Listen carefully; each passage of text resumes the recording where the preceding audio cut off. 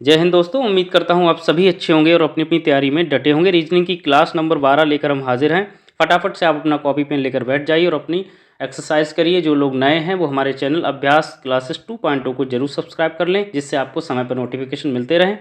तो बिना किसी देरी के बढ़ते हैं सीधे प्रश्न नंबर 1 पर।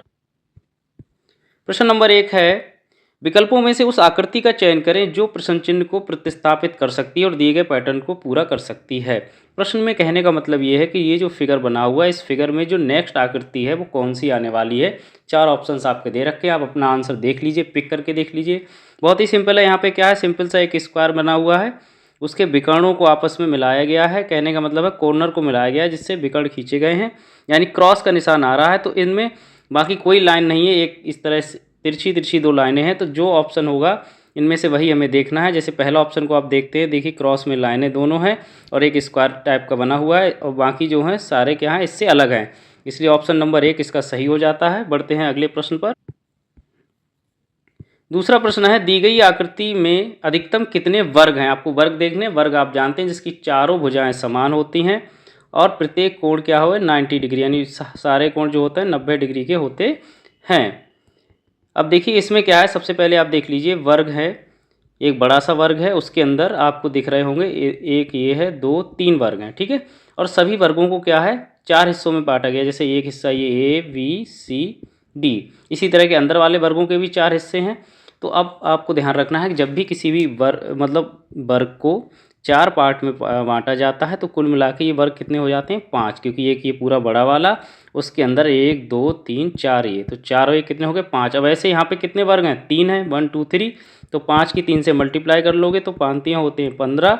तो सही आंसर हो गया ऑप्शन नंबर 3 15।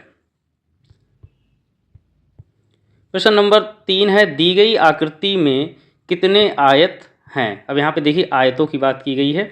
तो सबसे पहले तो आपको पता है सबसे बड़ा एक आयत बना हुआ है, उसके 4 हिस्से कर दिए गए हैं।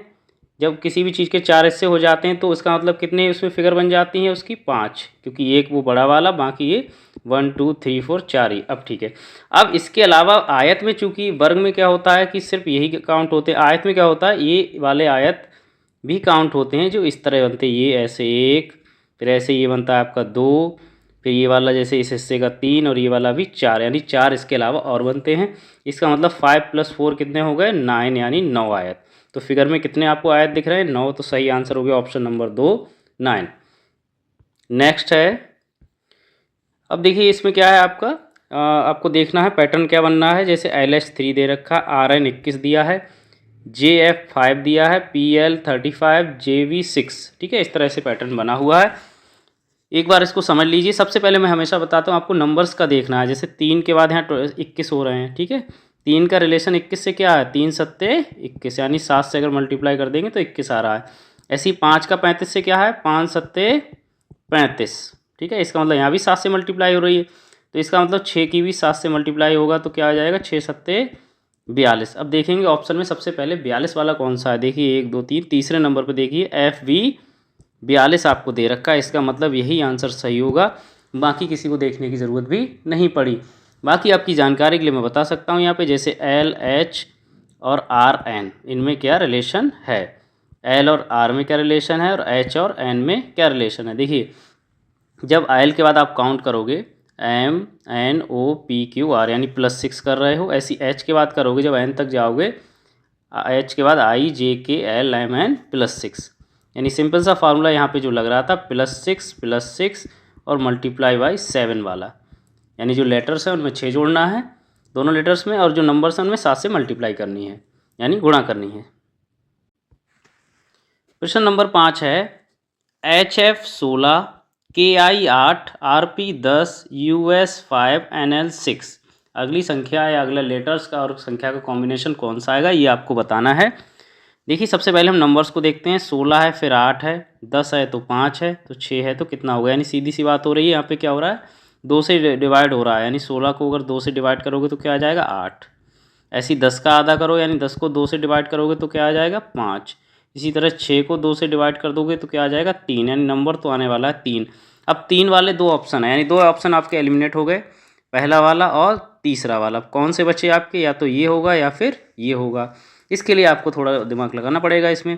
HF, इसके बाद आपका आया है K और I। अब देखते हैं HF और K और I का क्या रिलेशन यहाँ पे होने वाला है। H और K का देखते हैं, IJK यानी +3 हो रहा है। F के बाद देखो GHI यानी +3 हो रहा है, सिंपल सी बात है। एक बार यहाँ भी काउंट करके देखोगे, R के बाद +3 होगा क्योंकि STU यानी +3 और P के बाद भी QRS यानी +3। इसका मतलब क्या, यही फार्मूला लग रहा है, कौन सा वाला, +3 और डिवाइड बाई 2, ये तो फार्मूला लग रहा है। अभी सीधे सीधे हम लगा दे रहे हैं NL6 में। तो N के बाद 3 जब काउंट करोगे तो NL एक बार नोट कर लेते हैं, N के बाद 3 काउंट करोगे यानी +3 करोगे तो क्या आ जाएगा, OPQ। ठीक है, ऐसी L के बाद करोगे फिर +3 तो कितना आ जाएगा, L के बाद MNO, तो Q और O और लास्ट में 3 आना। ये तो ऑप्शन नंबर 4 जब आप देखोगे Q और O और 3, तो ऑप्शन नंबर 4 सही है यहाँ पे, QO3। अगला है, एक निश्चित कूट भाषा में स्टार को 81, 10, 291, गिफ्ट को 0, 2, 697 लिखा जाता है, उस भाषा में डॉल को कैसे लिखा जाएगा। तो एक बार क्या है, हम इसको नोट कर लेते हैं। सबसे पहले हमने लिखा स्टार, ठीक है, स्टार को ये लोग क्या लिख रहे हैं, 81, 10, 291, इस टाइप से लिख रहे हैं। तो एक बार हम इनके नंबर्स नोट करते हैं प्लेस वैल्यू के। अब प्लेस वैल्यू जब आप नोट करोगे तो एस की कितनी होती है 19, टी की कितनी होती है 20, ए की होती है 1 और आर की होती है आपकी 18। अब इस नंबर के साथ जब आप मैच करोगे तो कहीं ना कहीं आपको सेम लग रहा है, क्योंकि ये क्या है, सिर्फ पलट के लिख दिया गया है। इस नंबर को इन्होंने क्या किया, पलट के लिख दिया, यानी इधर से रिवर्स ऑर्डर में लिखा हुआ है। जैसे पहले आप यहाँ पे 8 लिखोगे, फिर 1 लिखोगे, फिर ये वाला 1 लिखोगे, फिर ये 0 लिखोगे, फिर ये 2 लिखोगे, फिर ये 9 लिखोगे, फिर ये 1 लिखो। देखो यही वाला नंबर आ रहा है, सिंपल सी बात है, यहाँ पे ये वेरीफाई हो जा रहा है। तो हम लोग सीधे करेंगे अब डॉल का, डॉल, ठीक है। तो डॉल की पहले डी की वैल्यू कितनी है 4, ओ का है 15, एल का है 12 और इस एल की भी हो गई 12। अब देखते हैं, इसको रिवर्स लिख लेते हैं। तो पहले लिखोगे आप 2, फिर लिखोगे 1, फिर लिखोगे 2, फिर लिखोगे 1, फिर आएगा 5 यानी 5, फिर आएगा 1, फिर आएगा 4। 21, 21, 514 ऑप्शन में एक बार देख लेते हैं, है कहीं 21, 21, 514, ऑप्शन नंबर 3 इसका सही है। प्रश्न नंबर 7 है, एक निश्चित कूट भाषा में डैन को 27 और स्नैक को 125 लिखा जाता है, तो उस भाषा में केव को कैसे लिखा जाएगा। यानी डैन को ये लिख रहे हैं 27 और स्नैक को लिख रहे हैं 125।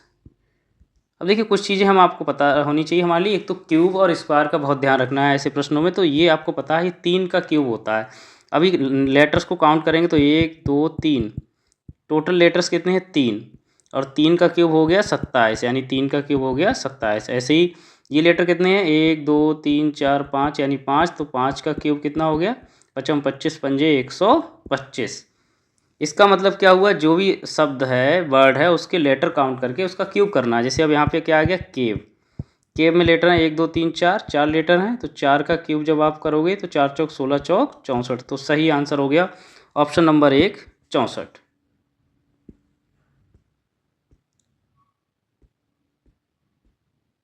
प्रश्न नंबर 8 है, एक निश्चित कूट भाषा में फ्री प्रिजन को फ्लोट अवे माइक्रोफोन और प्रिजन एंड को माइक्रोफोन कुकम्बर के रूप में कूटबद्ध किया गया है। फ्री का कूट वर्ग मतलब कूट क्या है, ऑप्शंस आपके दे रखे हैं, कुकम्बर है या माइक्रोफोन, फ्लोट है, फ्लोट अवे है, ठीक है।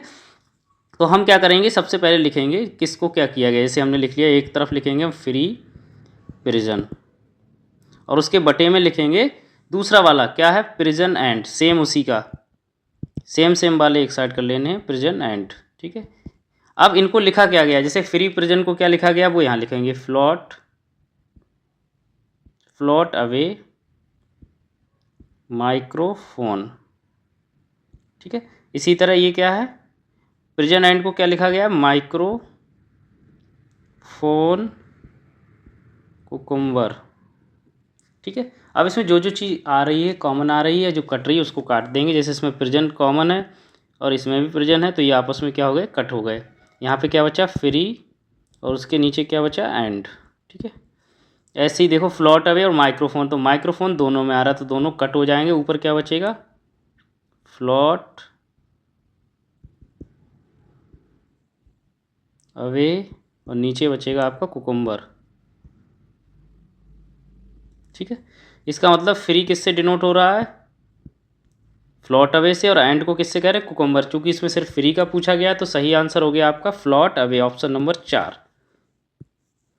प्रश्न नंबर 9 है, रीता दक्षिण पूर्व की ओर अभिमुख होकर खड़ी है। सबसे पहले वह 135 डिग्री दक्षिणावर्त मुड़ती है, उसके बाद 90 डिग्री वामावर्त मुड़ती है और फिर 45 डिग्री दक्षिणावर्त मुड़ती है और उसके बाद 135 डिग्री वामावर्त मुड़ती है। अब वह किस दिशा की ओर अभिमुख। ऐसे सवालों में कुछ नहीं करना है। सबसे पहला काम दक्षिणावर्त वाला नोट कर लो, एक साइड में दक्षिणावर्त और बीच में लाइन खींच लो, एक तरफ लिख लो वामावर्त। अब कितना कितना बड़ी है वो उतने एंगल नोट कर लो। जैसे मान लीजिए दक्षिणावर्त में वो कितना मुड़ी, एक तो 135 मुड़ी थी तो इसके नीचे हमने 135 डिग्री लिख लिया। इसके अलावा वह 45 डिग्री मुड़ी है तो इसके नीचे हमने 45 डिग्री लिख दिया। ठीक है, अब इसके बाद क्या है, वामावर्त में जाते हैं। वामावर्त में सबसे पहले कितनी, 90 डिग्री, तो 90 नोट कर लिया। उसके बाद वामावर्त में कितनी है 135, तो 135 नोट कर लिया। अब इन दोनों को ऐड कर लेंगे, इसको प्लस कर लेंगे, इनको भी अलग अलग प्लस कर लेंगे। जब इनको प्लस करोगे तो 5 5 10, 4 और 3 7 और 1 8, 180 हो गया।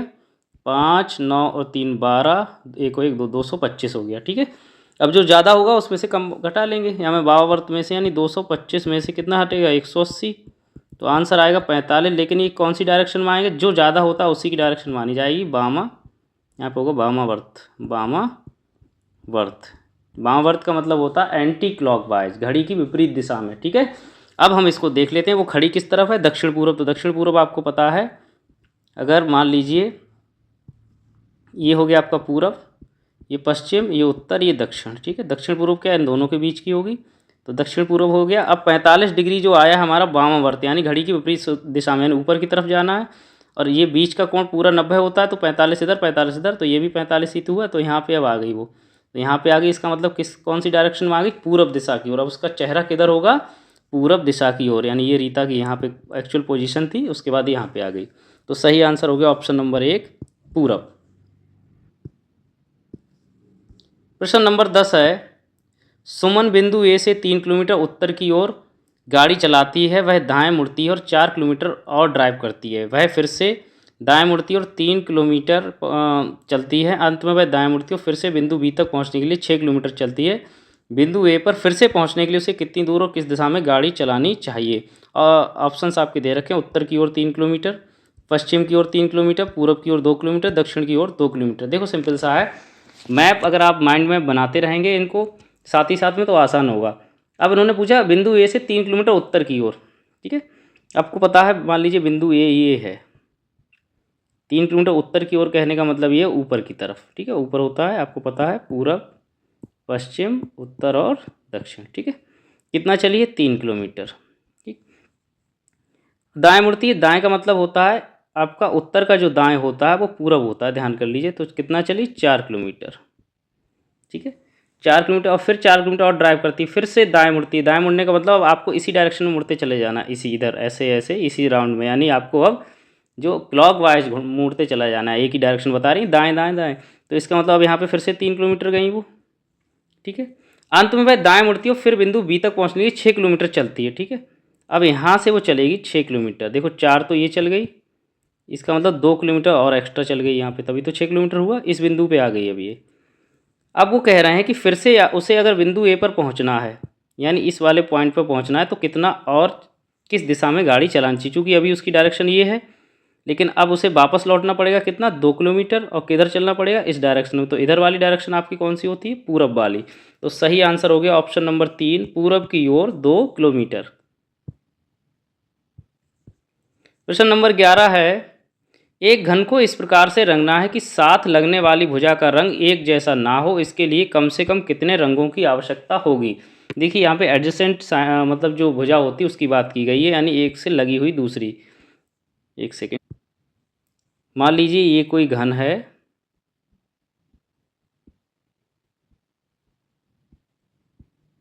ठीक है। अभी कह रहे हैं एडजेसेंट साइड का मतलब ये है कि जैसे ये अगर जुड़ी हुई है तो इसके साथ ये वाली जुड़ी हुई है, ये अंदर वाली, ऐसे ये वाली है तो इसके सामने वाली ये वाली, यानी एक दूसरे जुड़, यानी हर तीसरी दीवार अगर अलग अलग रंग से होगी तभी तो ऐसा होगा। यानी 3 कलर कम से कम होने चाहिए। इसमें कोई कितने रंग होने चाहिए? 3 होने चाहिए। मतलब पहला कलर मान लीजिए इसको रेड कर दिया, दूसरे वाले को आपने ग्रीन कर दिया, अगला ब्लैक कर दिया, तो यही सीरीज बार बार जब होती रहेगी तो क्या होगा? रिपीट नहीं होगा, कोई कलर बराबर से नहीं आएगा। इसका मतलब कम से कम 3 कलर की आवश्यकता होगी। तो सही आंसर हो गया ऑप्शन नंबर 1 3। प्रश्न नंबर 12 है 49 सेंटीमीटर भुजा वाले घन की सभी फलकों को बैंगनी रंग से रंगा जाता है, फिर इसे 7 सेंटीमीटर भुजा वाले छोटे छोटे घनों में काटा जाता है। ऐसे छोटे घनों की संख्या ज्ञात कीजिए जिनका केवल एक फलक रंगा हुआ है। तो सबसे पहले ऐसे सवालों में क्या होता है, हम एक फार्मूला लगाते हैं, उसमें हमें एन की आवश्यकता होती है। एन क्या होता है? ये अनुपात होता है बड़े घन की भुजा और छोटे घन की भुजा का अनुपात। छोटे घन की भुजा की जो भी लेंथ है उसका। अब यहाँ पे जैसे बड़े घन की कितनी है? 49 सेंटीमीटर, और छोटे की कितनी है? 7। 49/7 यानी 7 7 49। कितना आ गया इसका आंसर? एन का मान आपका 7 आ गया। अब फार्मूला यहाँ पे ये है कि अगर एक फलक देखनी है आपको जिनका केवल एक फलक रंगा हुआ है, ये आपको ये फार्मूला है, तो इसमें क्या है? ये शॉर्ट ट्रिक लगाते हैं हम सीधे सीधे 6n-2 का स्क्वायर। एक फलक अगर रंगा हुआ है तो उसमें जब हमें उसकी संख्या निकालनी होती कितने हैं तो ये फार्मूला लगता है। अब इससे हम सॉल्व करने वाले हैं क्योंकि इसमें एक ही फलक की बात करी गई है। 6 इंटू एन का मान 7, 7 - 2 का स्क्वायर, 6 इंटू यहाँ पे 5 हो गया, 5 का स्क्वायर कितना हो गया? 5 × 25, 25 छक्का हो गया 150। तो सही आंसर हो गया ऑप्शन नंबर 1 150। ये तो एक के लिए है। अगर यही क्वेश्चन अगर दो फलक कम से कम 2 फलक रंगे हुए तो क्या लगता फार्मूला? तब फार्मूला आपको लगाना है 12n-2। ठीक है। अगर ये 3 सरफेस की बात होती, कम से कम 3 सरफेस पे रंग लगा हुआ हो तो उसका उसमें सीधा सीधा आंसर होता है 8। ये तो इसमें याद कर लो 8 होगा। और अगर 0 सरफेस की बात की गई हो कि इसमें कोई भी नहीं सरफेस रंगी हुई है, ऐसे कितने क्यूब हैं, तो उसके लिए क्या निकालना है? n-2 का होल क्यूब। ठीक है। बढ़ते हैं अगले प्रश्न पर। प्रश्न नंबर 13 है ड्रम, ताल वाद्य, गिटार। जैसे ड्रम रिलेटेड है ताल वाद्य से, यानी ड्रम जो है ताल वाद्य परिवार का सदस्य है ड्रम। ऐसी गिटार किस परिवार से आता है? किस परिवार का सदस्य है? वायु का, स्ट्रिंग का, सितार का, बांसुरी का। तो सही आंसर हो गया ऑप्शन नंबर 2 स्ट्रिंग का। तो स्ट्रिंग परिवार का सदस्य है गिटार। प्रश्न नंबर 14 है उस विकल्प का चयन कीजिए जिसमें संख्याएं उसी प्रकार संबंधित है जैसे निम्नलिखित समूह की संख्याएं संबंधित हैं। तो हमें एक बार इनका रिलेशन देख लेना है। अब देखिए जब भी दो संख्याएं लगभग, देखिए पीछे वाली जो संख्या हैं इनका ये डबल है, तो कहीं ना कहीं इनको एक बार ऐड करके देख ले रहे हैं। 258 दिया है, 112 दिया है, 146 दिया है यहाँ पे। अब कुछ नहीं करना है, एक बार इकाई इकाई जोड़ के देख लीजिए। 6 और 2 8, 8 आ रहा है। इसका मतलब 4 और 1 5, 5 आ रहा है, और 1 और 1 2। पूरा क्लियर है। इसका मतलब यहाँ पे फार्मूला लग रहा है n1 बराबर n2 प्लस n3 वाला। ठीक है। n1 पहली संख्या, n2 दूसरी संख्या, n3 तीसरी संख्या। वैसा इनमें से ऑप्शन देख के आप कर सकते हो। इसमें ऑप्शन देख के ही आपको कर पाओगे। जैसे पहला देखा आपने 4 और 10 जोड़े 14 हुए, तो ये गलत हो गया। यहाँ पे 40 आ रहा है। 120 और 115 जब आप जोड़ोगे तो आपका आएगा 235, लेकिन यहाँ पे 245 है तो ये भी ऑप्शन आपका गलत हो जाता है। 90 और 55 145 होते हैं, बिल्कुल सही है। इसीलिए ऑप्शन नंबर 3 ही इसका सही हो जाता है 145। अगला है 60 20 3, ये इसीलिए गलत हुआ था क्योंकि 20 और 3 23 होते हैं, यहाँ पे 60 लिखे हुए थे। प्रश्न नंबर 15 पे बढ़ते हैं। प्रश्न नंबर 15 है ऑस्टियोपोरोसिस हड्डियों से उसी प्रकार संबंधित है जिस प्रकार विटिलिगो से संबंधित है। यानी विटिलिगो किससे संबंधित है? ऑस्टियोपोरोसिस अगर हड्डियों से है, इसमें क्या होता है? हड्डियां कमज़ोर हो जाती हैं, ये जो बीमारी होती है। वैसी विटिलिगो जो होती है वो त्वचा से रिलेटेड होती है। इसमें क्या होता है? त्वचा के धब्बे जो होते हैं अपना रंग खोज देते हैं। तो इसमें देखिए त्वचा अगर दिया, गुर्दा, हृदय, दिमाग, त्वचा, तो ऑप्शन नंबर 4 दिया है त्वचा, इसलिए ऑप्शन नंबर 4 त्वचा सही हो जाता है। आज के लिए बस इतना ही। बहुत बहुत धन्यवाद।